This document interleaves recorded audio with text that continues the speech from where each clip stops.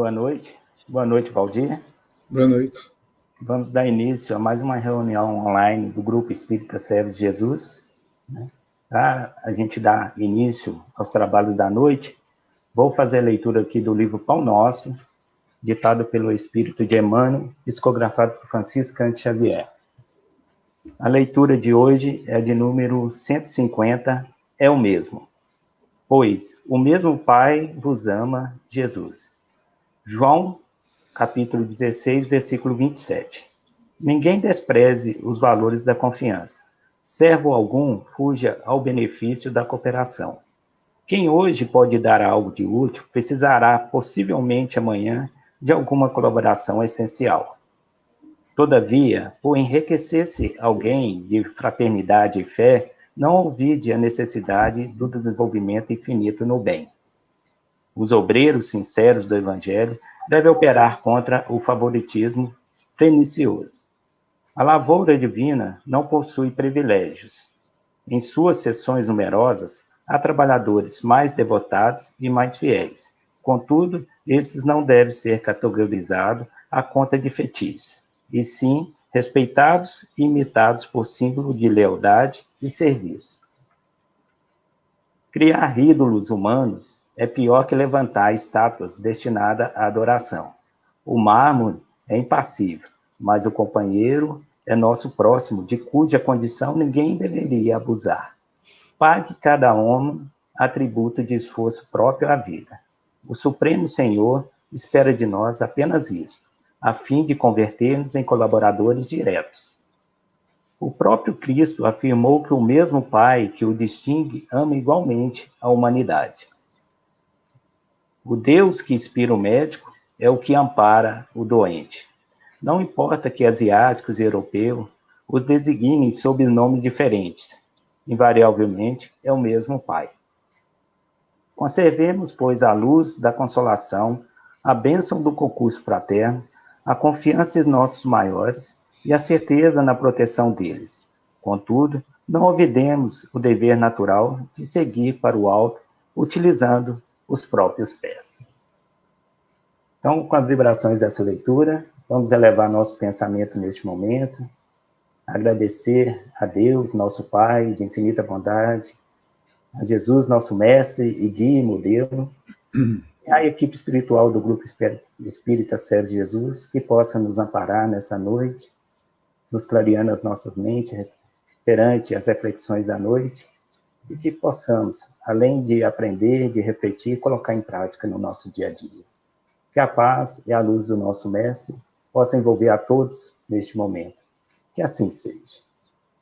Nós vamos dar início, então, à sequência do estudo da carta de Paulo, né? Hoje nós vamos estudar Gálatas, capítulo 5, né? E o expositor é o Valdir.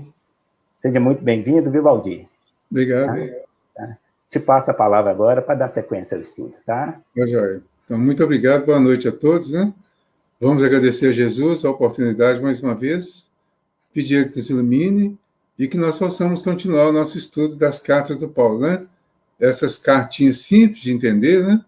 Então, hoje, como já foi dito, só repetindo mais uma vez, nós estamos no Grupo Espírita Servos de Jesus, é o estudo das cartas de Paulo, é a carta aos Gálatas, capítulo 5, versículos... O capítulo 5 vai até 26, de 1 a 26. Nós vamos ver o que nós vamos conseguir hoje, né? Então, nós começamos aqui, nós pegamos um texto aqui do livro O Evangelho por Emmanuel, que é interessante, a gente sempre está recordando essas coisas, que a gente está chegando ao final da carta, que ele fala assim, a carta aos Gálatas é, em grande parte, uma resposta a um problema específico surgido naquelas comunidades. Pessoas que Paulo classifica como falsos mestres aparecem nas comunidades e as desestabilizam em relação às suas crenças. Parecem valorizar em demasia as obras da lei na identificação dos que são verdadeiramente justos e podem ser considerados cristãos. Impõem padrões e práticas que se contrastam com a liberdade trazida pelo Evangelho. A resposta de Paulo é uma veemente recordação do que é o Evangelho e de alertas ao seu correto entendimento e prática. Viver de acordo com Cristo, seus preceitos, exemplos e ensinos é o que caracteriza o cristão verdadeiro. Isso não significa eliminar ou ignorar as diferenças entre as pessoas. Cada um possui o seu papel, podendo viver dentro do contexto em que está, de acordo com Cristo.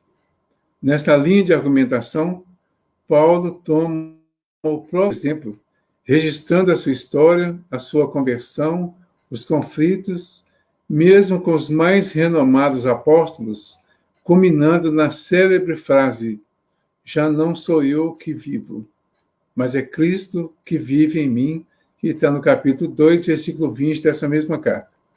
Então, esse texto está no Evangelho por Emmanuel, que é o volume 6, é na introdução, e esse Evangelho é o que trabalha exclusivamente as mensagens do Emmanuel sobre as cartas do Paulo.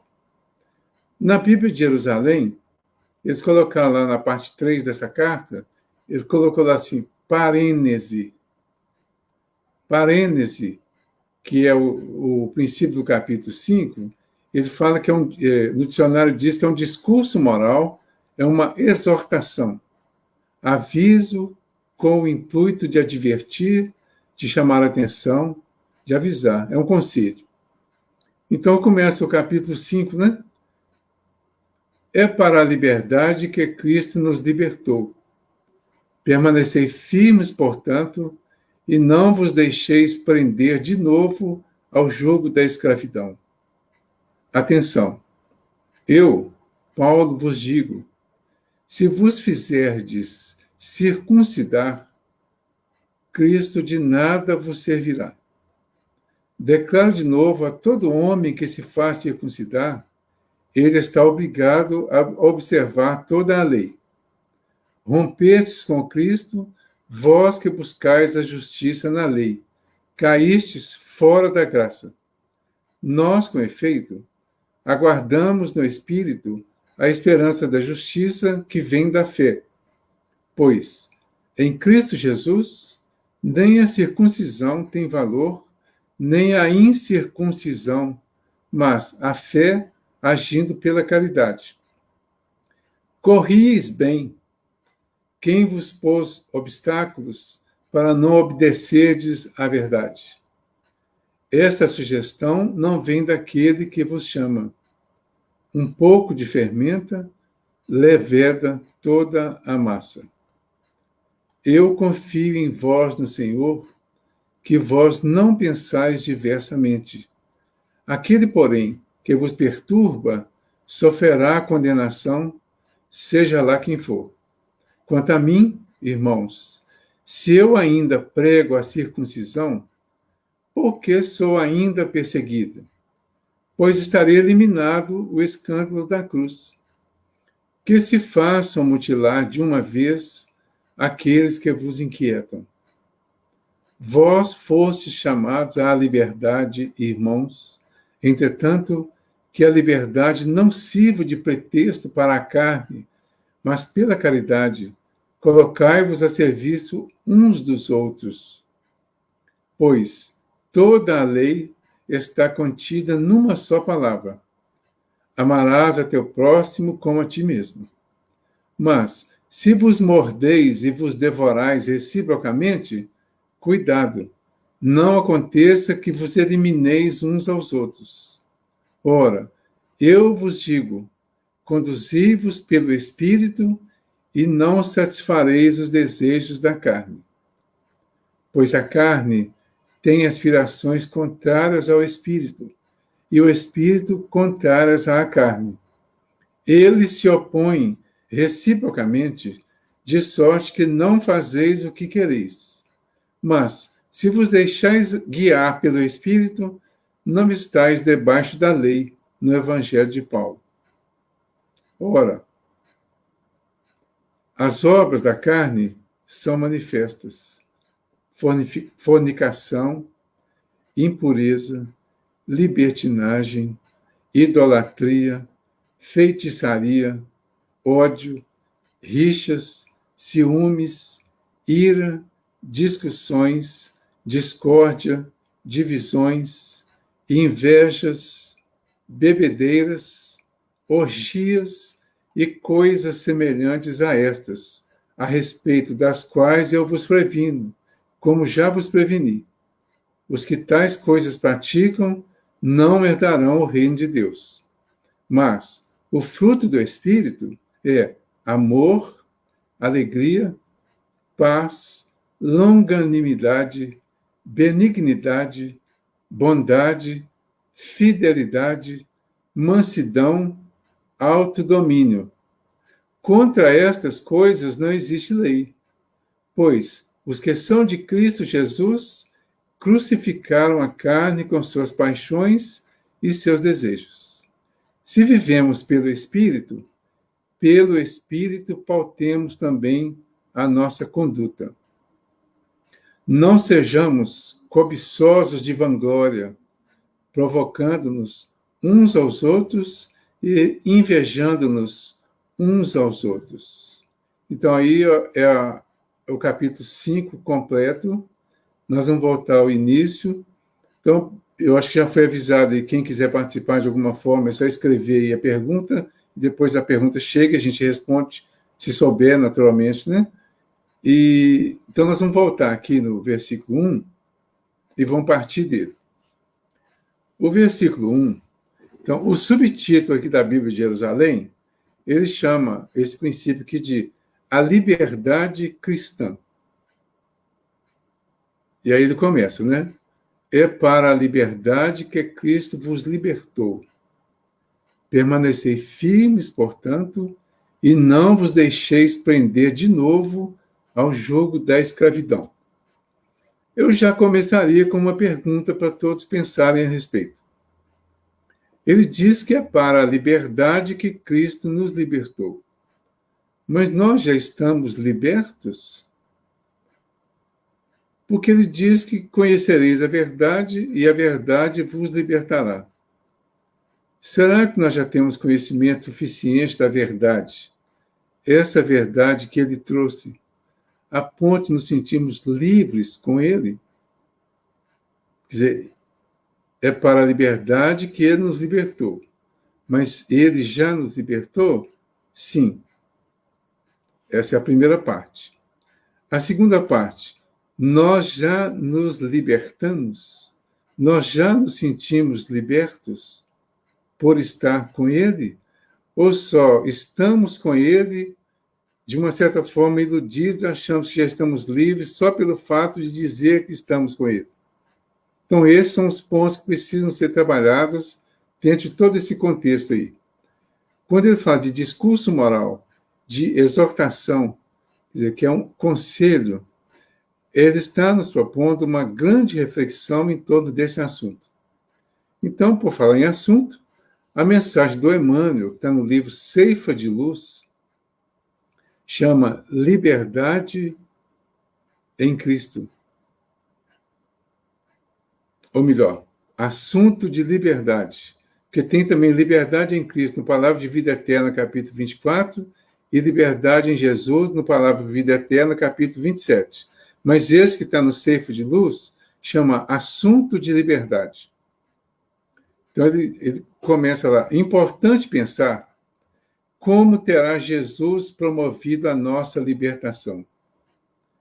O Divino Mestre não nos conclamou a qualquer reação contra os padrões administrativos na movimentação da comunidade, nem desfraudou qualquer bandeira de reivindicações exteriores. Jesus unicamente obedeceu às leis divinas, fazendo o melhor da própria vida e do tempo de que dispunha em benefício de todos. Terá tido lutas e conflitos no âmbito pessoal das próprias atividades.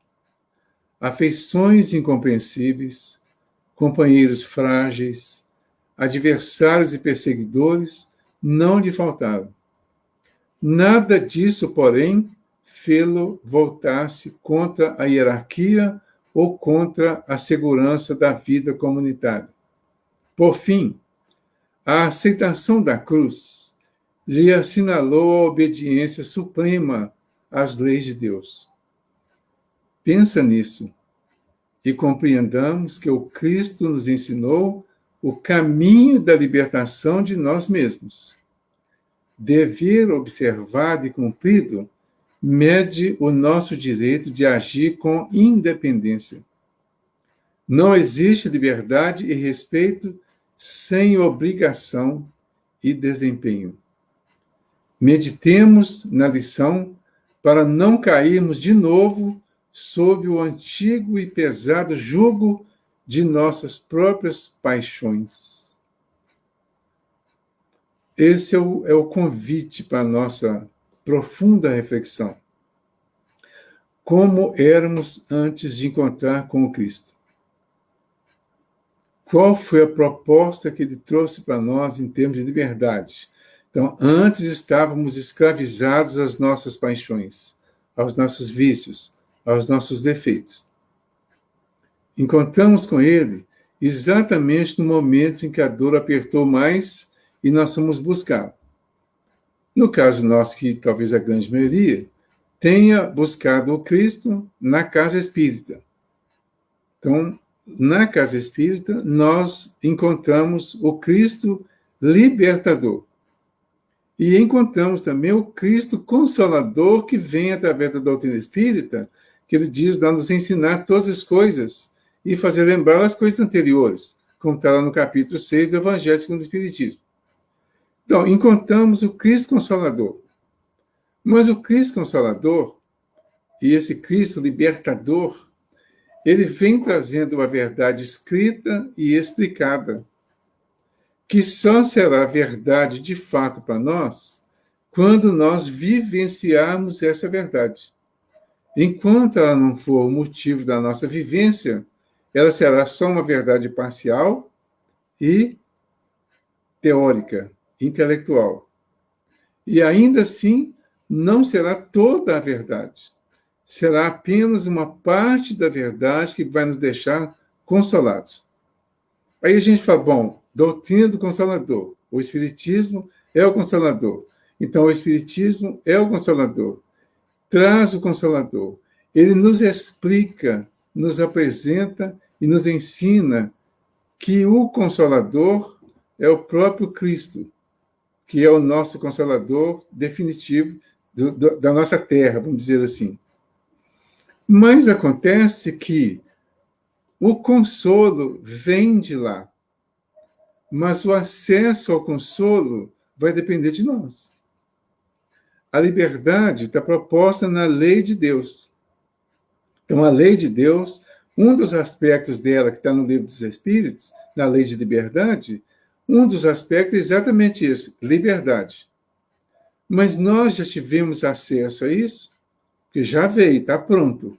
Mas nós já estamos tendo acesso a essa liberdade, a essa independência. Ele fala aqui, ó, Jesus unicamente obedeceu às leis divinas. Terá tido lutas e conflitos, nós também temos, né, no âmbito pessoal das próprias atividades. Ele teve afeições incompreensíveis, companheiros frágeis, adversários e perseguidores não lhe faltaram. Nós também temos tudo isso, né? Afeições incompreensíveis, companheiros frágeis, adversários e perseguidores não nos faltam. Nada disso, porém, fez com que ele se voltasse contra a hierarquia do universo ou contra a segurança da vida comunitária. E nós? Como que nós estamos agindo nesse sentido? E, por fim, ele teve a aceitação da cruz, que assinalou a obediência suprema às leis de Deus. Nós também teremos a nossa cruz. Não estaremos isentos dela, porque uma das partes da verdade que ele traz para nós, que vai nos libertar, é exatamente pegar a nossa própria cruz, como ele convidou, e seguir com ela até atingir o nosso objetivo. Se nós não seguirmos com a nossa cruz, nós não atingiremos essa verdade. Nós não estaremos em sintonia com essa liberdade que vai nos tornar livres de todos os compromissos da vida material. Aí no versículo 2, ele continua assim: atenção, eu, Paulo, vos digo, se vos fizerdes circuncidar, Cristo de nada vos servirá. Uma das questões discutidas lá pelos Gálatas, e que fez com que ele escrevesse essa carta, era exatamente a discussão sobre a questão da circuncisão. Porque a circuncisão, ela foi proposta a partir do Abraão, lá no capítulo 17 da Gênesis, a partir do versículo 10, foi que foi proposta a circuncisão, que fazia parte do acordo que Deus fez com Abraão.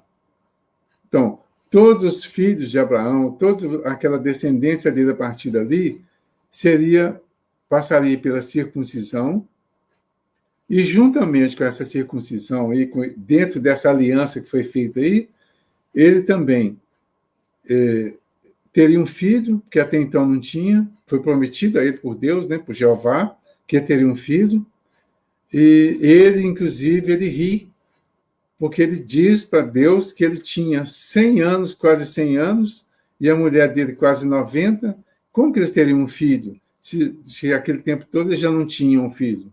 Então Deus afirma para ele que até a próxima estação, ou a mesma estação do ano seguinte, ele teria um filho legítimo, que já tinha o Ismael, que era filho da escrava. Então, e aí, uma das coisas que ele combinou com Deus foi a questão da circuncisão. Então, tanto ele como o Ismael, filho dele, como todos os outros da região, vamos dizer assim, passaram a ser circuncidados, e para os judeus a circuncisão passou a ser um tema quase que de religião e de necessidade. Há uma polêmica em torno do motivo real da circuncisão, há uma questão de higiene, inclusive, mas tem uma questão de rituais, uma série de coisas.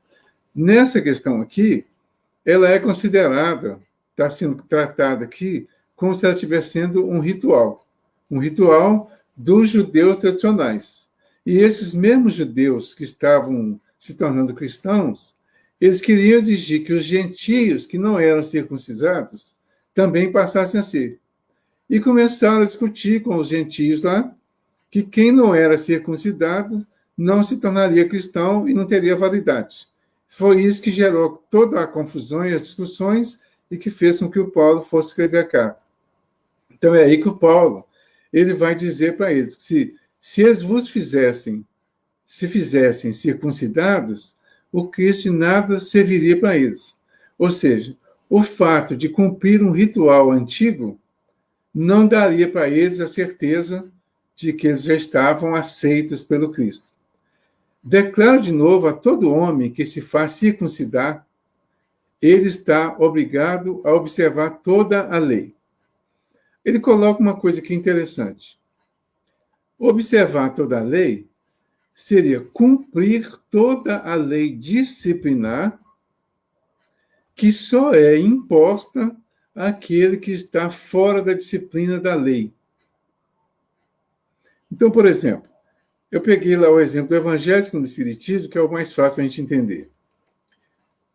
Imaginando que o Evangelho segundo o Espiritismo ele vai iniciar para nós uma nova fase da nossa caminhada, o primeiro capítulo do Evangelho segundo o Espiritismo é não vim destruir ou derrogar a lei.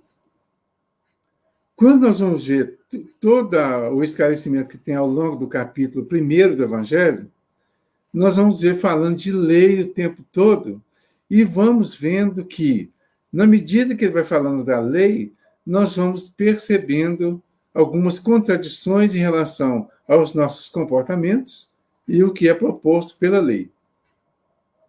Então, se alguém tivesse que voltar ao ritual, nessa colocação do Paulo aqui, ele deveria também ter que voltar a cumprir a lei. Ou seja, é alguém que ainda estaria fora da lei e que precisaria cumprir rituais e cumprir as determinações da lei, até se adequar a ela, para depois da lei relacionada com a justiça, lá que vem do Moisés, é que aí sim estaria na lei cristã.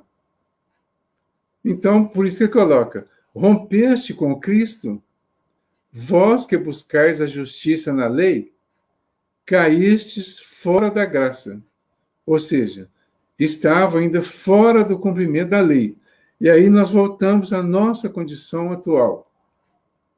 Nós já estamos na lei, estamos anteriores à lei, ou seja, fora da lei, ou ainda estamos necessitados de fazer uma série de rituais para ter aquele entendimento de que os rituais vão resolver as nossas questões. Então, isso passa a ser uma reflexão muito séria para nós hoje. O que são os rituais? O que poderíamos chamar de rituais? Todo comportamento externo que nós criarmos dependência deles vai ser uma espécie de ritual de comportamento externo.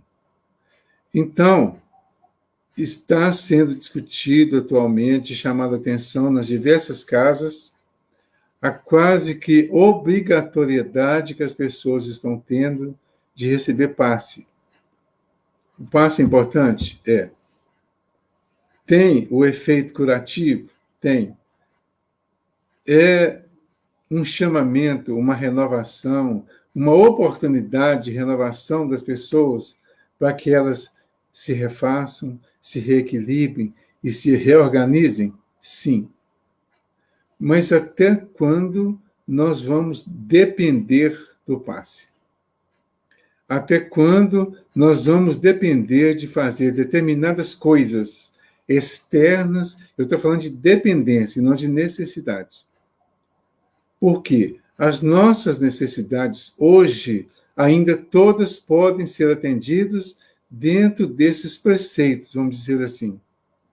A questão é até que ponto estamos dependentes e, se não tiver isso, nós não nos sentimos atendidos e ajudados e orientados. Essa que é a questão. Então, a circuncisão, que virou um artigo, lá pode dizer, de religião, e virou um ritual e quase que obrigatório, e ele está chamando a atenção que, para ser cristão, não tem que cumprir nenhum ritual específico. Quem vai ter necessidade do ritual significa que rompeu com o Cristo. Ou seja, nem se adaptou a ele ainda, nem o adotou ainda, porque não mudou comportamentos. E é isso que a gente está chamando a atenção hoje. O problema não é contra o comportamento externo. É uma questão a favor de um comportamento interno. Então, a graça é, vamos dizer assim, é um sentimento que vai nos envolver intimamente, para dentro, para que de dentro para fora nós externemos aquilo que estamos realmente recebendo do Cristo, inclusive a liberdade. Se não houver essa interiorização do ensinamento dele, nós não temos nada para exteriorizar. Então, precisaremos ficar fazendo coisas externas e dependendo das coisas externas. Ou seja, não se libertou. Continuou preso a determinados comportamentos e orientações externas. Nós, com efeito, aguardamos no Espírito a esperança da justiça que vem da fé. Pois em Cristo Jesus, nem a circuncisão tem valor, nem a incircuncisão, mas a fé agindo pela caridade. Então ele ampliou um pouquinho mais a coisa. Nós estamos esperando, então, no Cristo, a esperança da justiça que vem da fé. Então, nós já temos uma fé e já temos a esperança de uma justiça que é perfeita, que é a justiça divina. Em espírito, nós estamos aguardando e desenvolvendo essa esperança até chegar a uma certeza da justiça que vem de Deus, mas que está interiorizada e que será manifestada pela fé. Aí o Espiritismo entra e coloca a fé raciocinada. Nós só teremos em espírito uma esperança de justiça até atingir uma certeza de justiça pela fé quando a fé for raciocinada. Se a fé não for raciocinada, nós não teremos a lógica da percepção da justiça divina. Nós saberemos sobre a justiça. Nós saberemos que existe e falaremos a respeito. Nós vamos repetir das leituras que fazemos, do que ouvimos, que existe a justiça de Deus. Mas na hora que aparecer um coronavírus vindo lá da China e passando por todos os países, ou quase todos, até chegar no Brasil, e começar a se distribuir pelos estados, pelas cidades, pelos bairros, pelas ruas, a nossa fé vai balançar. E quando essa fé balança, ela está dizendo para nós que ela ainda não era racional. Que ela estava na esperança de uma justiça, mas não de uma justiça que nos envolvesse de uma forma justa e tranquila, mas de uma justiça que eliminasse todas as dificuldades possíveis que viessem para nós, a ponto de nós, mesmo sabendo também que todo mundo vai morrer, mas a ponto de a gente passar a agir como se não fosse morrer. Bom, eu não ia morrer até então, eu só vou porque o coronavírus chegou, afinal, ele vai matar mesmo, né? Mas ele tem aquela sensação de que eu não ia morrer, ou desencarnar, né? Ia parecer que, de repente, a humanidade toda já estava aí, vamos dizer assim, vacinada contra a desencarnação ou a morte, e aí o corona agora vem para acabar com tudo isso. Então, eu estou chamando a atenção disso aí, porque isso faz parte da nossa fé raciocinada. Agora que é a hora da gente agir com essa fé raciocinada, partindo exatamente desse princípio de que o ponto extremo para nós aqui para a grande maioria, é a morte. Para nós espíritas, a desencarnação. Né? Então, esse é o ponto extremo. Se nós formos lá no ponto extremo, que é a desencarnação, e concluímos, eu vou desencarnar. Todos que estamos aqui vamos desencarnar. Todos que estamos na vida material vamos ter que deixá-la de alguma forma. Todas as coisas da vida material, tudo que é externo, vai passar. Então, eu estou consciente disso. Estando consciente disso, então agora eu posso passar a conviver com as situações que estão entre esse ponto extremo e o que eu estou vivendo no momento. Aí vai ficar mais leve.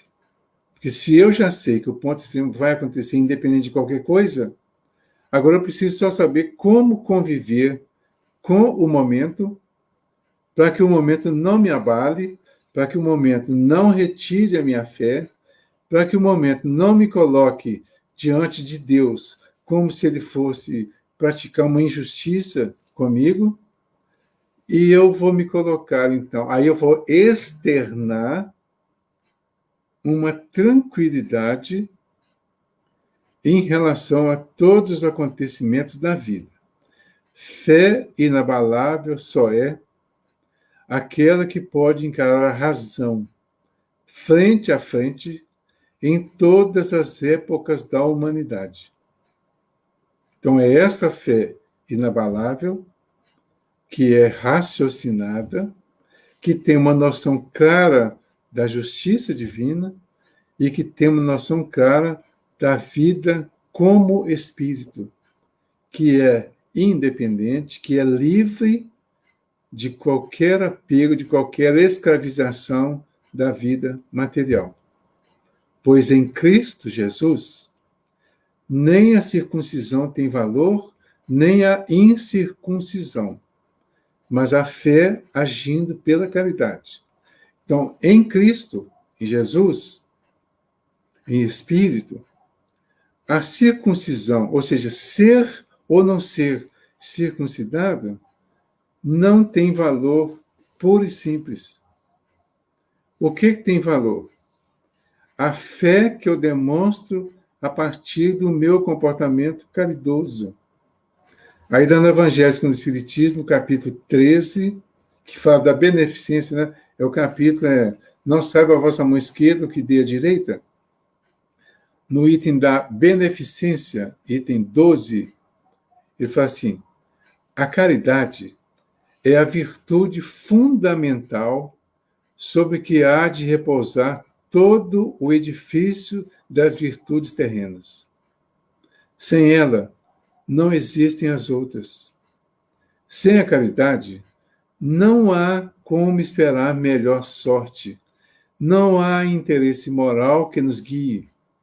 Sem a caridade, não há fé, pois a fé não é mais do que pura luminosidade que torna brilhante uma alma caridosa.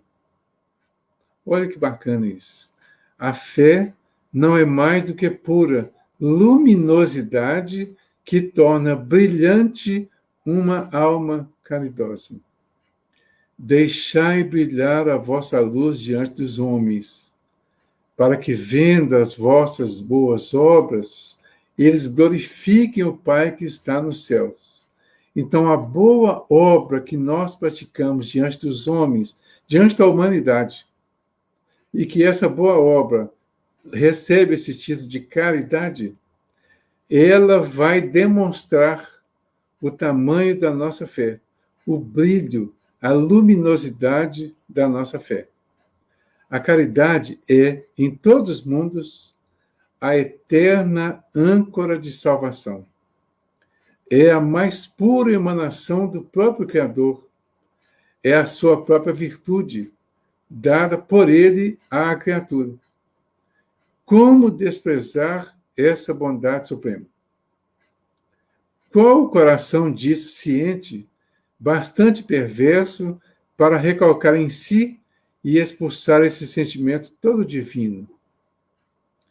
Qual filho bastante mau para se rebelar contra essa doce carícia, a caridade?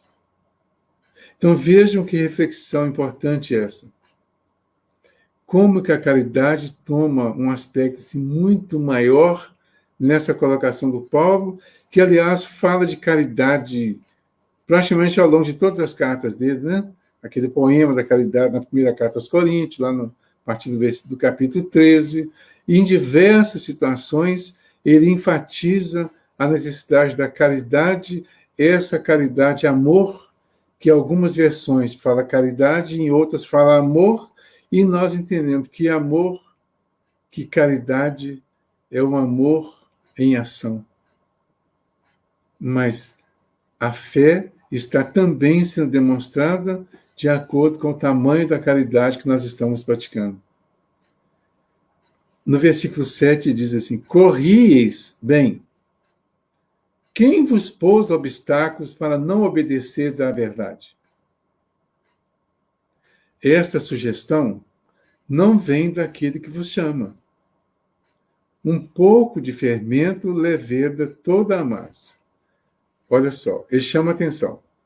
Corrieis bem, ou seja, vocês estavam indo muito bem. Aceitaram, ou seja, vamos falar isso para nós. Estávamos indo muito bem. A dor veio, nos levou para o centro espírita, nós aceitamos o Cristo, estávamos indo muito bem, fazendo as coisas tudo externamente, sem permitir que elas se interiorizassem. Isso acontece com muitos de nós em diversas situações. De repente, vêm os obstáculos. Os obstáculos vêm através de pessoas, de algum acontecimento, de alguma situação desagradável, de alguma dificuldade que acontece na nossa vida, uma dificuldade inesperada.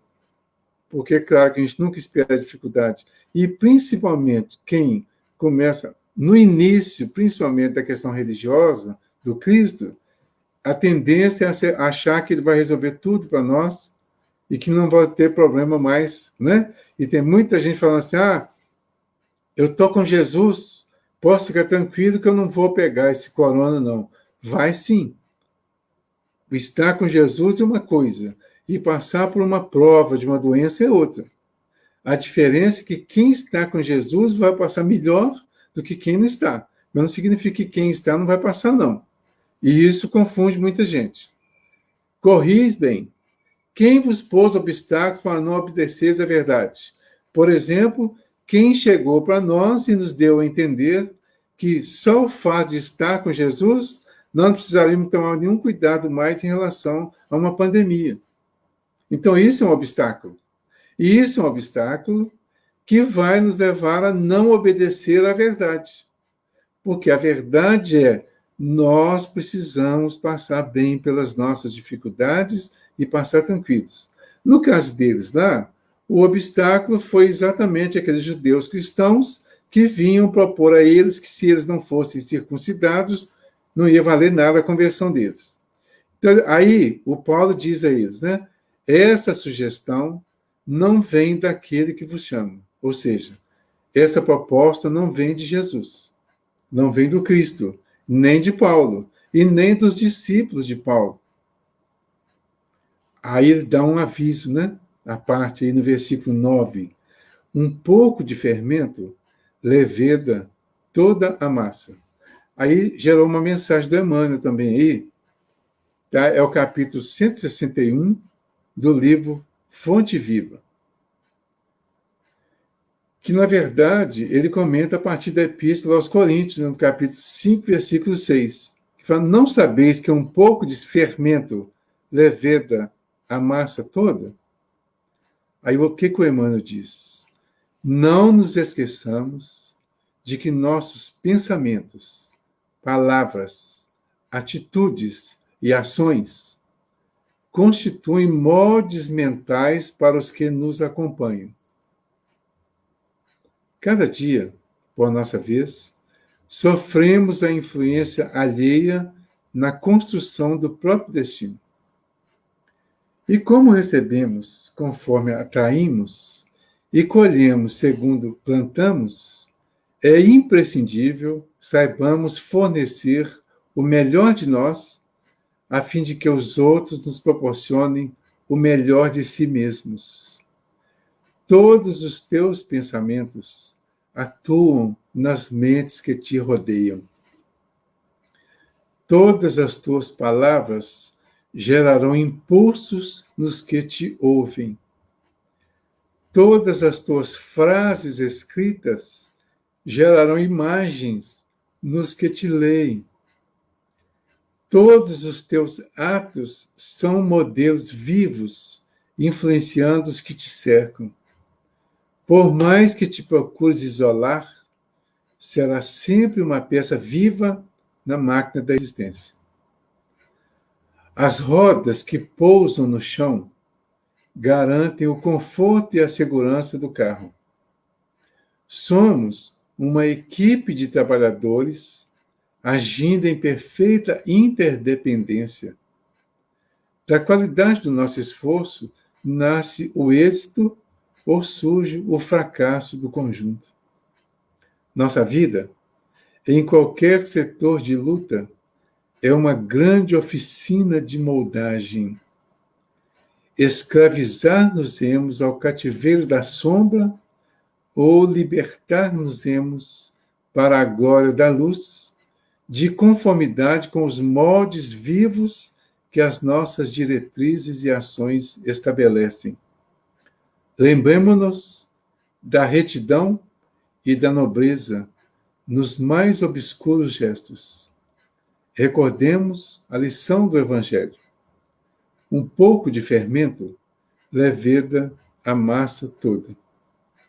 Façamos do próprio caminho abençoado manancial de trabalho e fraternidade, auxílio e esperança, a fim de que o nosso hoje laborioso se converta para nós em divino amanhã. Essa questão do fermento um pouquinho de fermento que envolve toda a massa, ela é muito profunda e muito incentivadora para a grande maioria de nós. Porque tem muitas pessoas que às vezes não fazem nada porque acham que só precisa e só pode fazer o grande. Na casa espírita, nós temos uma infinidade de tarefas, desde as tarefas pequenininhas, vamos dizer assim, mais ocultas, até as tarefas mais aparentes. Todas elas são importantes e todas elas precisam ser realizadas por alguém, porque se não tiver alguém para fazer, ela não será feita. Por isso ela é importante. Todas são. Nós não podemos dizer que uma tarefa é mais importante do que a outra, ou que é melhor do que a outra. É o conjunto que vai valer. Ele fala de que nós somos um grupo, né? Um conjunto de pessoas, uma equipe trabalhando juntos. Essa equipe, somos uma equipe de trabalhadores agindo em perfeita interdependência. Nós estamos aqui, eu de cá falando e vocês de lá ouvindo. Quando vocês estão de lá me ouvindo, só o fato de estarem ouvindo já estão beneficiando a mim, porque estão me dando a oportunidade de falar. Se não tivesse ninguém ouvindo, eu não estaria aqui agora falando. Então já é um primeiro benefício.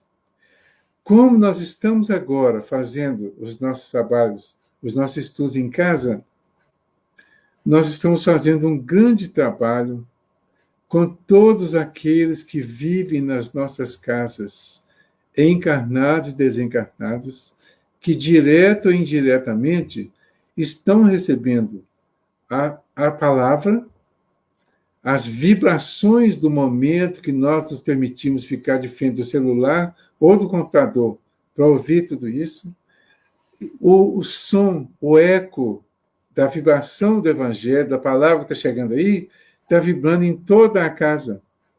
E principalmente os desencarnados que estarão por aí ouvindo e participando, e eles existem mesmo e estão para todo lado, isso aí já é um benefício para eles. É um benefício que cada um que está se permitindo fazer isso agora está levando a eles.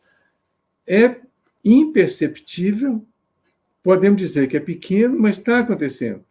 E isso está acontecendo de uma forma indireta. Mas nós precisamos tomar a iniciativa de fazer diretamente alguma coisa, seja o que for, porque todo ou qualquer tamanho da caridade, do bem que nós fizermos, vai envolver uma quantidade muito maior. Se a gente for avaliar a intensidade disso que está sendo feito neste momento, só aqui, nós vamos ver que há uma quantidade muito grande de pessoas, encarnados e desencarnados, envolvidos nesse trabalho que está sendo feito agora. Isso sem contar que a vibração que vai pelo ar, que vai se envolver aí, né, vai utilizar o fluido cósmico universal, e de acordo com a força dessa vibração que nós criamos aqui agora, ela vai cada vez mais longe.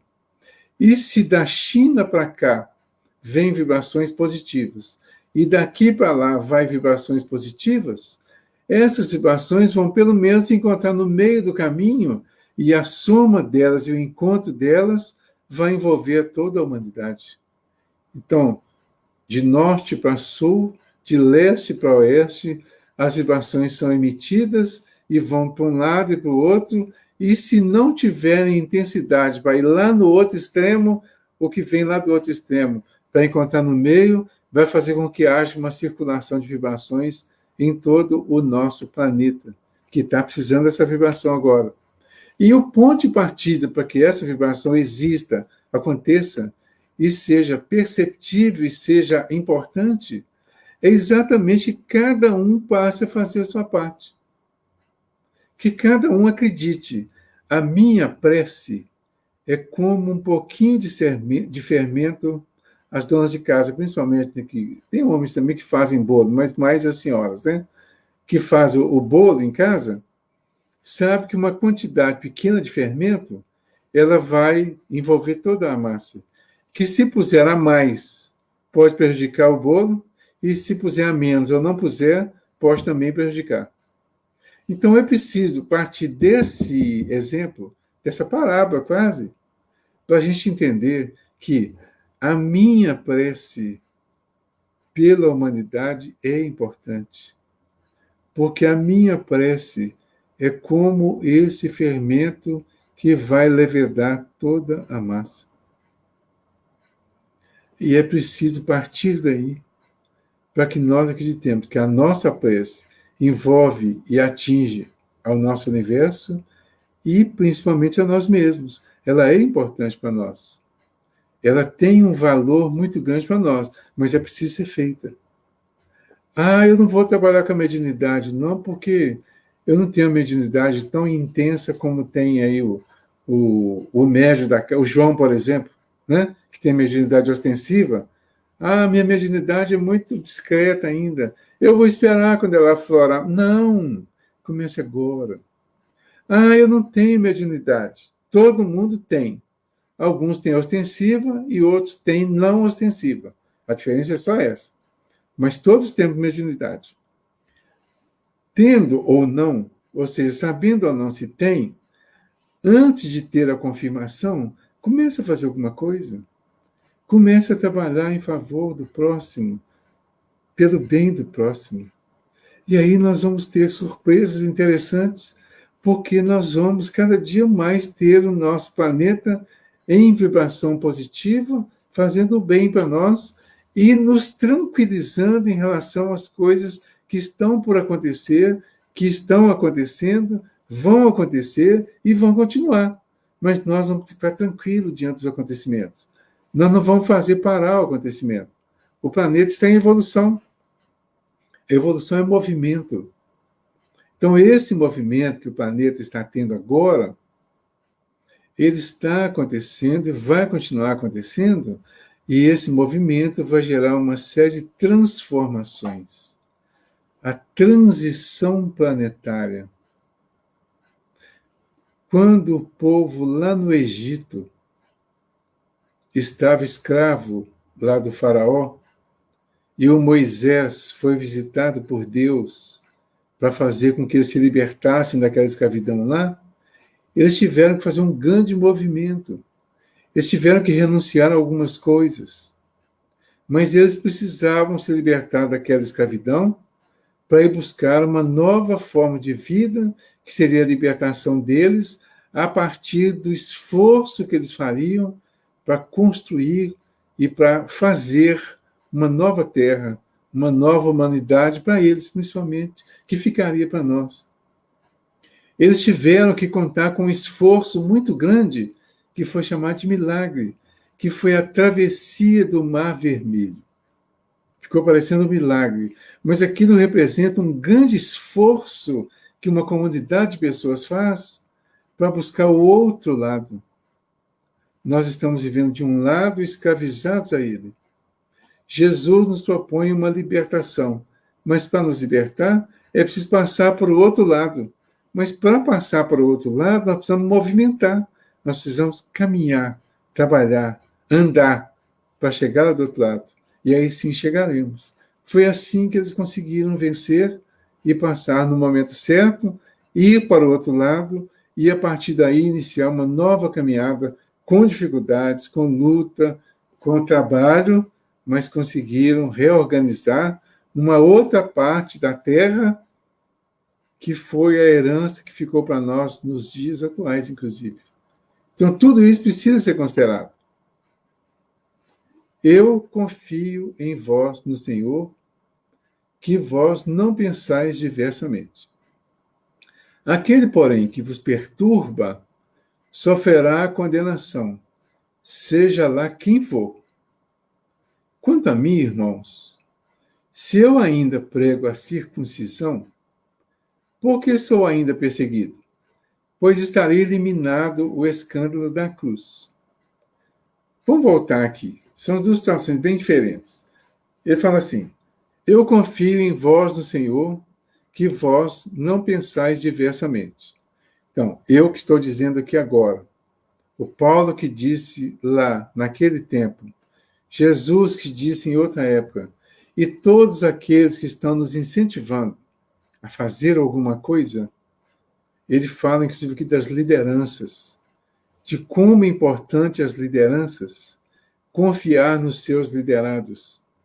Confiar, dar a eles atribuições e permitir que eles façam as coisas, ainda que bem no início e ainda com algumas deficiências, com algumas fraquezas, mas que façam para adquirir a confiança em si mesmos e continuar fazendo e cada vez melhor. Isso é um dos pontos que chamaram a atenção. Quer dizer, o Paulo, ele confia em vós, no Senhor, que vós não pensais diversamente. Quer dizer, ele sabia que eles pensavam de um jeito, mas parecia que eles pensavam de outro. Então ele estava dizendo que confiava que eles pensavam exatamente naquilo que ele estava ensinando, que era necessário fazer a caridade, né? E entender que, por menor que fosse aquela caridade, ela faria um efeito muito grande. E aí ele dá uma informação importante e segura. Quanto a mim, se eu ainda prego a circuncisão, por que sou ainda perseguido? Pois estarei eliminado o escândalo da cruz. Os judeus lá que estavam levando essa divisão para o pessoal, diziam que o Paulo ainda pregava a circuncisão e ainda, de alguma forma, exigia. Só que eles já não estavam mais nem pregando e nem exigindo a circuncisão. Mas falavam isso. Então ele os convida a um raciocínio lógico, que é importante ser refletido isso também. O raciocínio lógico é: quem não era circuncidado, ou melhor, quem era circuncidado, poderia estar sendo perseguido se fosse se transformar para o Cristo. Essa era uma visão que alguns dos judeus tinham, porque eles não aceitavam que Jesus era o Messias. Então, alguns deles consideravam traição quando outros judeus fossem para o lado de Jesus, que era o escândalo da cruz. Mas o Paulo tinha ido. Se ele foi, ele já estava sendo vítima desse escândalo da cruz na visão deles. Então, por que eles ainda diriam que ele estava pregando a circuncisão se ele já estava com o Cristo e já tinha assumido a sua posição como cristão desde aquele momento da queda dele lá no deserto? Então, ele propõe um raciocínio lógico que é importante que a gente faça também. Qual que é o raciocínio lógico? São as informações que nós temos recebido hoje em dia sobre os nossos líderes, porque eles estão sendo perseguidos. Eles ainda estão sendo, vamos dizer, destratados, desrespeitados. Eu não sei se alguém viu aí, tem um áudio aí do Divaldo, um vídeo, né, do Divaldo Franco, falando de um problema sério que ele está vivendo, que ele viveu e está vivendo de alguma forma com a mediunidade, e isso, inclusive, explicou para muitos médiuns aí por que estão passando por determinadas situações desagradáveis como médiuns.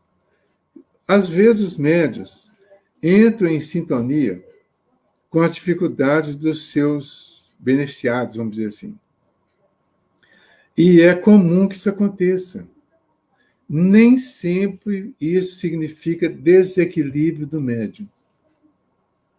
Muitas vezes, a sintonia é para que haja uma divisão de dor e o médium ajude a aliviar a dor daquele que está com uma dor muito maior. E quando ele entra em sintonia e durante um tempo ele sente a dor do assistido, ele está tendo a oportunidade de ajudar aquela pessoa e de sentir de alguma forma como aquela pessoa está sofrendo, porque antes ela estava com uma dor completa. Então, o médium, neste caso, ele precisa entrar em oração, em reflexão, ele precisa se cuidar, ele precisa entrar em sintonias maiores para que ele não permaneça naquela sintonia negativa e até perca a oportunidade de ajudar. Então, é importante que a gente veja isso, que a gente não se permita se escandalizar porque aconteceu alguma coisa que parece contrário ao que a gente estava imaginando. Para que não haja uma divisão, para que não haja uma eliminação da nossa crença, da nossa fé, daquilo que a gente já aprendeu e até já conquistou. Vamos passar por dificuldades. A mediunidade não é um privilégio. A pessoa, o médium, não é aquele que vai ficar só lá nas estrelas e ficar lá nas mil maravilhas. Não. Ele vai passar. É só a gente observar o Divaldo Franco, aos 92 anos de idade, ele está sendo perseguido por grupos de judeus lá do passado que se sentiram, segundo ele, né, prejudicados pela igreja, porque a igreja adotou o Cristo, e ele diz lá nesse vídeo que quando ele conversou com esses espíritos, ele falou com eles: por que vocês não falam com o patrão? Eu sou só um empregado dele. Fale com ele. Quer dizer, o patrão é Jesus. E eles falaram: com ele não. Com ele nós não podemos, mas com você nós podemos. Então nós vamos fazer tudo para impedir que você passe a mensagem dele. E disseram para ele que quando o Allan Kardec colocou no Evangelho segundo o Espiritismo que a mediunidade deveria ser exercida cristãmente, eles entraram em parafuso, porque eles não queriam que a mediunidade fosse exercida cristãmente.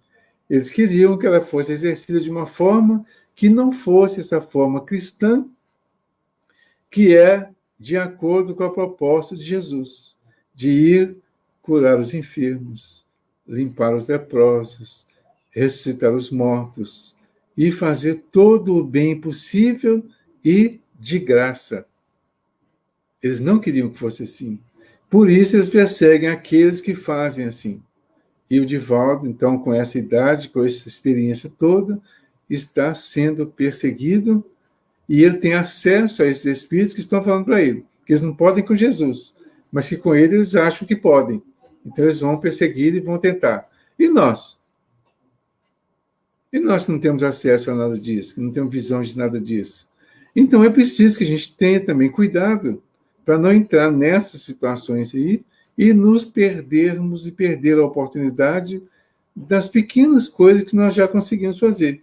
Então, quando surgir uma dificuldade, não desista de fazer a sua tarefa por causa de uma pequena dificuldade. Faça todo o esforço possível para fazer a sua tarefa. Na hora de fazer, se houver um bom esforço da nossa parte, com certeza nós seremos ajudados. Por quê? Tem os bons também, e ele conta também dos bons que vêm, e ele falou de um espírito que virou quase que uma chama que o envolvia em alguns momentos e dando a ele a certeza de que estaria amparado. Todos nós estamos amparados, mas é preciso que nós façamos a nossa parte. Se nós estamos envolvidos com o escândalo da cruz, é o escândalo do Cordeiro, do Cristo. Então, nós precisamos fazer valer esse envolvimento e dar uma demonstração através da caridade, da doação espontânea de nós mesmos, de que nós estamos com ele de fato, para valer. E ele diz assim: que se façam mutilar de uma vez aqueles que vos inquietam. Porque já deu a certeza lá em cima que aquele que vos perturba sofrerá condenação, seja lá quem for. Isso é um aviso para esses que acham que são autoridades, que são inquestionáveis, esses que acham que, por serem chefes de determinadas falanges, por exemplo, que não vão ser atingidos. Todos estaremos sujeitos, todos estamos sujeitos à lei de causa e efeito. todos, sem exceção. Se fizermos o bem, teremos acesso e o retorno do bem. Se fizermos o que a gente chama de mal, que é o contrário da lei, nós teremos acesso, seremos visitados pelas consequências desse contrário que fizemos ao cumprimento da lei. Então, é preciso que façamos o bem, como diz lá os Espíritos na questão lá 642, né? É preciso que façamos o bem na medida das nossas forças. Questão 642 do Livro dos Espíritos. O Kardec perguntou se era suficiente não fazer o mal para ser agradável a Deus. E eles responderam a ele que é necessário fazer o bem na medida das suas forças, porque você se torna responsável pelo mal que surge por causa do bem que você deixou de fazer.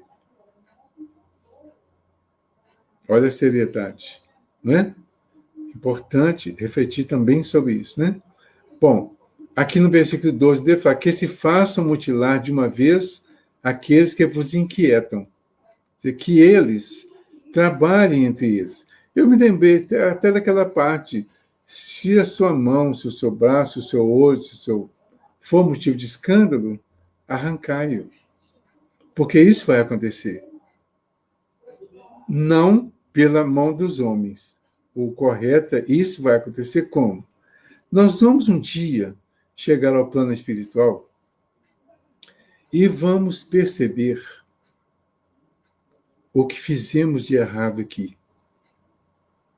E aí sim veremos as consequências do erro que praticamos.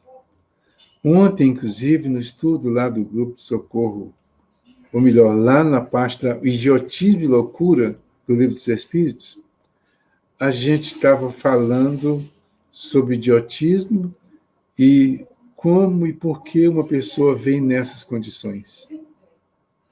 E lá no capítulo 8 do livro Céu e Inferno, tem o depoimento de uma pessoa que o título dele que era idiota, né? Ele sofrido idiotismo. E aí, o depoimento dele, no depoimento, ele diz que foi uma pessoa leviana que viveu no reinado de Henrique VIII. E aí ele conta, vamos dizer assim, parcialmente a história dele e os motivos que o levaram a renascer naquela condição. Ele era tão atrapalhado que ele não conhecia, ele não reconhecia nem os pais dele. E aí ele diz, inclusive nesse depoimento, é bom ver lá no livro Céu e Inferno, do Kardec, no capítulo 8, que é o Charles. Ele fala o seguinte, que com o espírito, ele tinha uma boa percepção de tudo que estava acontecendo. Mas encarnado, quer dizer, quando ele estava acordado, ele perdia completamente essa noção. Então, ele tinha uma consciência das reações que ele poderia ter, mas o corpo não permitia que ele fizesse aquilo que gostaria. Aí, por que ele fez? Quer dizer, qual foi a causa? A causa está lá no passado. Ele estava no século XIX, mas no final do século XV, no princípio do século XVI, é que ele teve essa existência que teve as atitudes que geraram essas consequências. Então, é importante ter essa consciência. Todos esses que estão levando a perturbação, porque ele diz aqui, ó, aquele que vos perturba sofrerá condenação, seja lá quem for.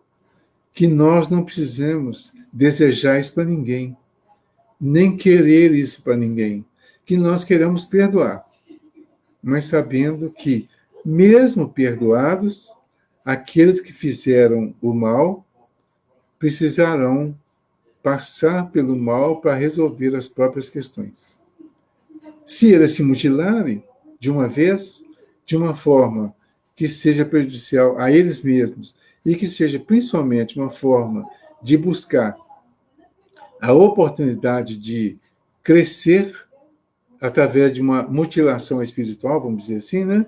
Ou seja, chega no plano espiritual, revê todos os comportamentos, vê que fez muita coisa errada, usou indevidamente os órgãos que tinham as possibilidades, e aí ele vai dizer o seguinte: se usou mal a perna, vai ter uma dificuldade com a perna. Se usou mal o braço, vai ter uma dificuldade com o braço. Se usou mal a inteligência, vai ter uma dificuldade com os órgãos de manifestação da inteligência.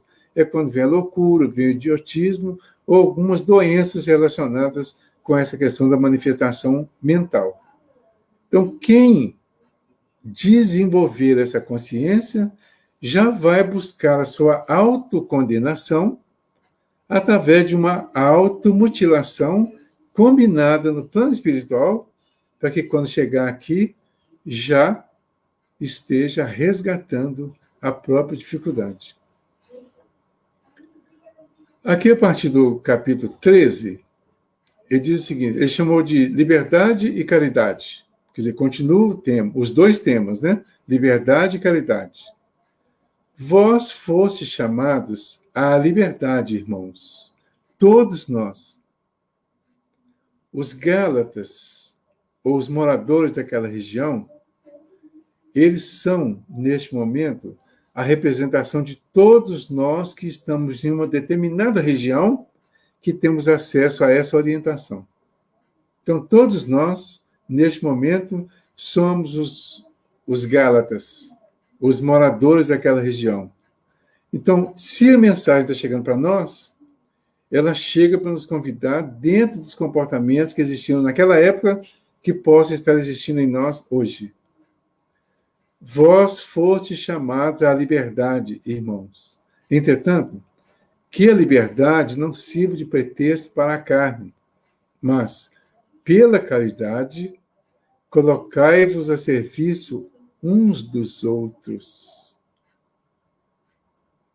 Nós fomos chamados à liberdade. Ok. O que significa liberdade para mim? Fazer o que eu quero? Do jeito que eu quero? Aí fala que a liberdade não sirva de pretexto para as coisas da vida material, da carne. Mas, pela caridade, colocai-vos a serviço uns dos outros. Se a lei definitiva para nós é de assistência ao próximo, então a nossa liberdade real é quando nós estivermos fazendo a proposta de Jesus de amar ao próximo como a nós mesmos, através de um comportamento que nós chamamos aqui de caridade, de caridoso. Se nós somos chamados a essa liberdade, todos fomos chamados. Mas não podemos usar essa liberdade no sentido de, bom, eu posso fazer o que eu quero, então, no mundo material, eu posso me exceder, é que exatamente a questão do livre-arbítrio, que está na lei de liberdade. Então, eu posso fazer o que eu quero? Não, tem limite. Porque a minha liberdade não pode ultrapassar os limites da liberdade do outro. Eu tenho deveres com o outro. Aí o Emmanuel tem uma mensagem. Esse capítulo, e esse versículo 13, ele comentou ele em 3 mensagens. Uma está no Palavra de Vida Eterna, capítulo 28, a outra no mesmo Palavra de Vida Eterna, no capítulo 133, e a outra no capítulo 128 do livro Vinha de Luz. Eu vou ler só a última, porque a última eu acho que ficou mais de acordo com o que a gente estava na sequência do raciocínio. Então, falando na conquista da liberdade, em torno da liberdade e liberdade. Não useis, porém, da liberdade para dar ocasião à carne, mas servi-vos uns aos outros pela caridade. Em todos os tempos, a liberdade foi utilizada pelos dominadores da Terra. Em variados setores da evolução humana, os mordomos do mundo aproveitam-na para o exercício da tirania. Usam-na os servos em explosões de revolta e descontentamento. Quase todos os habitantes do planeta pretendem exoneração de toda e qualquer responsabilidade para se mergulharem na escravidão aos delitos de toda sorte. Ninguém, contudo, deveria recorrer ao Evangelho para aviltar o sublime princípio. A palavra do apóstolo aos gentios é bastante expressiva. O maior valor da independência relativa de que desfrutamos reside na possibilidade de nos servirmos uns aos outros, glorificando o bem. O homem gozará sempre da liberdade condicional e, dentro dela, pode alterar o curso da própria existência pelo bom ou mau uso de semelhante faculdade nas relações comuns. É forçoso reconhecer, porém, que são muito raros os que se decidem à aplicação dignificante dessa virtude superior. Em quase todas as ocasiões, o perseguido, com oportunidade de desculpar, mentaliza represálias violentas. Vamos voltar aqui. Vamos fazer uma avaliação de nós aí. É forçoso reconhecer, porém, que são muito raros os que se decidem à aplicação dignificante dessa virtude superior, a liberdade. Em quase todas as ocasiões, o perseguido, com a oportunidade de desculpar, mentaliza represálias violentas. Posso fazer um desafio? Será que tem alguém de nós, aqui agora, participando desse estudo, que em algum momento, talvez até recente, não tenha mentalizado represálias violentas diante de uma série de circunstâncias, diante de uma série de revoltas que são, de uma certa forma, propostas para nós? Quantas ocasiões nós estamos nos posicionando como perseguidos e, por isso, temos a oportunidade de desculpar, mas fazemos exatamente o contrário. Então, nós somos livres.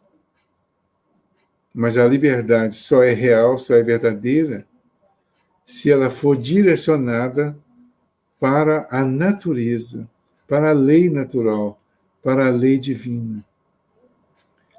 Por quê?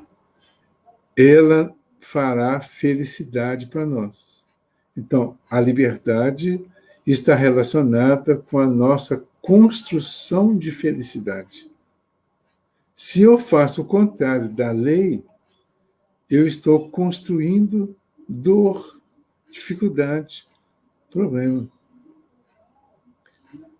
O caluniado, com ensejo de perdão divino, recorre à vingança. É isso, será? Eu fui caluniado? De alguma forma eu passei por isso esses dias. Me coloquei aqui e me penitenciei. Porque eu acho que eu fiz bem próximo disso. Não cheguei a vingar, não, mas ficou bem próximo. O caluniado, com ensejo de perdão divino, recorre à vingança. E, às vezes, recorre à vingança mental e, se permitir, ela vai em frente. Lembram do Evangelho, lá no capítulo 12, do Amai os vossos inimigos? Que de trás para frente, ele tem lá o duelo, o ódio, a vingança. É bem isso que acontece com a grande maioria de nós ainda. Aí o Emmanuel está propondo aqui agora o contrário. Quer dizer, ser livre não é fazer isso nessa sequência. Ser livre é encontrar o Cristo aí no meio do nosso processo de vingança e ia dizer para nós, se alguém te ferir numa face, oferece a outra. Aí ele vai combater a vingança. Ele vai combater o próprio duelo. Ele vai combater lá no princípio toda proposta de vingança. O incompreendido, no instante azado de revelar fraternidade e benevolência, reclama reparações. Onde se acham aqueles que se valem do sofrimento para intensificar o aprendizado com Jesus Cristo? Será que tem alguém no meio de nós que faz isso?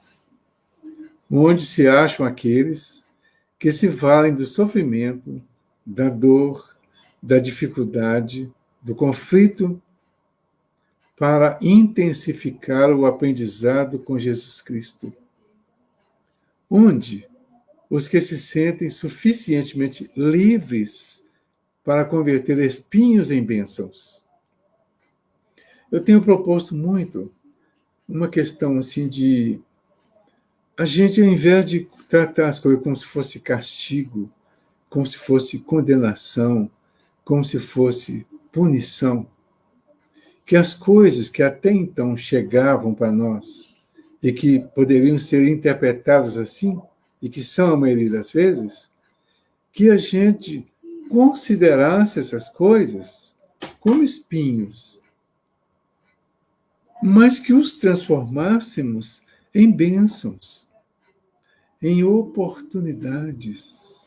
Diz lá o espírito amigo, lá que a gente diz que é a Joana de Ângeles, né? Lá no capítulo 10 do Evangelho segundo o Espiritismo, no capítulo da paciência lá. A dor é uma bênção que Deus envia aos seus eleitos. Então, o que seria? Onde os que se sentem suficientemente livres para converter espinhos em bênçãos. Espinhos não são a representação da dor? E ele está perguntando, onde estão aqueles que transformam em bênçãos, em oportunidade, em passar a ver as coisas? Tudo isso que está acontecendo aí, nada é por acaso. Não tem nada que está fora do controle divino ou espiritual. Teoricamente, todos nós sabemos disso. Nós até falamos isso quando ainda não chegou para nós.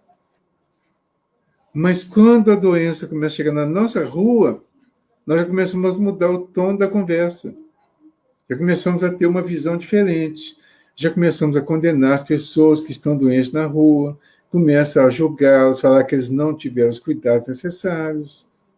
E aí nós entramos num processo de que o outro é culpado pela possibilidade de eu pegar essa doença.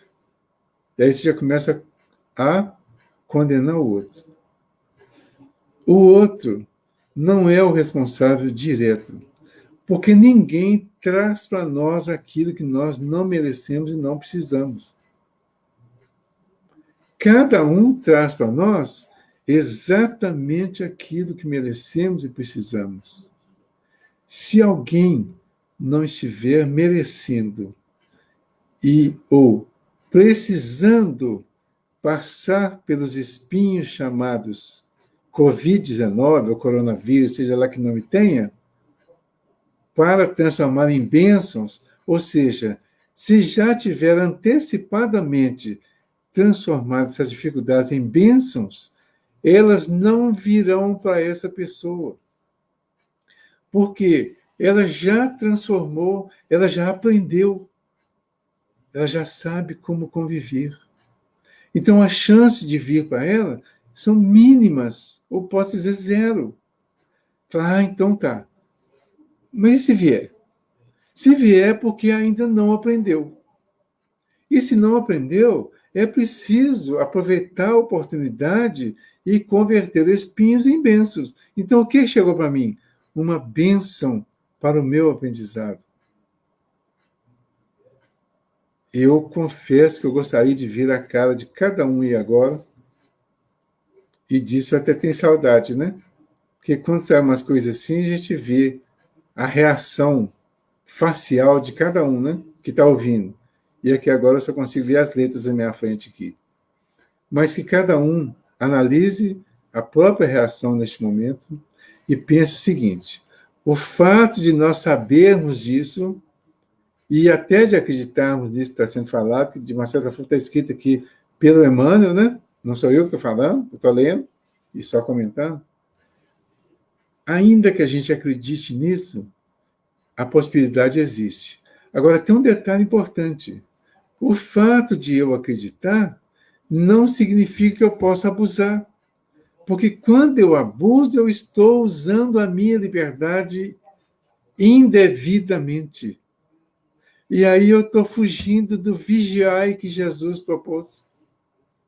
O vigiai é exatamente ter todos os cuidados possíveis, recomendados, para você não se envolver com o erro e não levar outras pessoas a se envolver. Por quê? Um pouquinho de fermento leveda toda a massa. Às vezes, um pequeno incentivo que eu dê a alguém vai ser suficiente para aquela pessoa se perder. Então, mesmo que eu tenha certeza que eu não serei afetado pela doença, eu não posso sair na rua sem máscara. Eu não posso sair pela rua, pelos lugares, sem tomar as devidas precauções para não ser mau exemplo para as pessoas que precisam fazer isso. Porque, na verdade, todos nós precisamos fazer. A lei é para todos. Então, todos os cuidados precisam ser tomados por todos nós. Nós não vamos ser ousados a ponto de achar que somos invioláveis. Não, eu tenho ouvido muita gente falar, não, eu estou com Deus, eu estou com Jesus. Eu estando com Deus e com Jesus, essas coisas não vão chegar para mim, não. Vão sim. Porque quem fala isso não está com Deus e não está com Jesus. Quem fala isso está contra Deus e contra Jesus, porque está deixando de cumprir o mínimo de prudência em relação a um acontecimento que é grave para a nossa humanidade aqui. Se na nossa visão espírita morrer não é tão grave, ou não é grave, é simplesmente uma libertação, para a grande maioria das pessoas, morrer ainda é visto e sentido como uma destruição. É uma perda muito grande, é um sofrimento muito grande. E não se concebe a possibilidade de ser cristão quando não respeitamos esse sentimento que as pessoas ainda têm, mesmo que nós não tenhamos.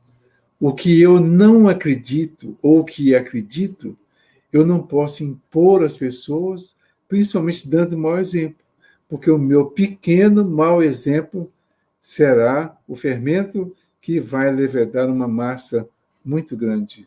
Ontem o Raul Teixeira, também ouvi em um dos vídeos que passou dele, uma entrevista, a pessoa perguntando para ele se morrer é libertar-se. Ele falou, não necessariamente. Morrer é libertar-se quando a pessoa já viveu e já aprendeu a viver aqui livremente. Quando nós ainda estamos presos às coisas daqui, quando ainda temos apegos às coisas da vida material, nós estamos escravizados. E morrer não vai mudar isso, não. Nós vamos ficar escravizados ao carro, à casa, à família, ao dinheiro no banco, à poupança, ao marido, à mulher, ao filho e tudo mais.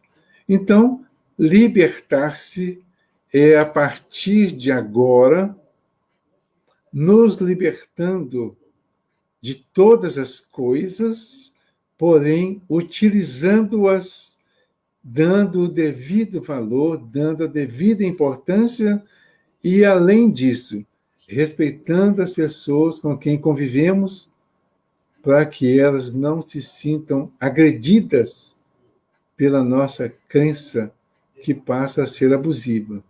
Tudo isso está dentro dessa proposta da caridade que ele falou. Liberdade e caridade. Foste chamados à liberdade, irmãos. Entretanto, que a liberdade não sirva de pretexto para cá, mas pela caridade colocai-vos a serviço uns dos outros, e o serviço pode ser tanto positivo, no sentido de ajudar, de agir, quanto discreto, no sentido de não fazer para o outro aquilo que não queremos que o outro faça contra nós. E no finalzinho da mensagem aqui, e no finalzinho do nosso estudo também aqui, né, o Emmanuel diz assim, ó, raríssimas são as criaturas que sabem elevar o sentido da independência a expressões de voo espiritual para o infinito. A maioria dos homens cai desastradamente na primeira e nova concepção do céu, transformando, às vezes, elos de veludo em algemas de bronze. Vinha de Luz, capítulo 128. Então, nós encerramos aqui. A semana que vem, nós voltamos a partir do versículo 14. E aí nós vamos continuar para chegar até o finalzinho da carta. Muito obrigado a todos, obrigado à casa, né? A nossa casa espírita aí, o nosso servos de Jesus, a todos aqueles que estão organizando aí e aos que nos convidaram, né, que nos deram a oportunidade de estarmos todos participando dessas reflexões. Obrigado. Jesus ilumine a todos nós.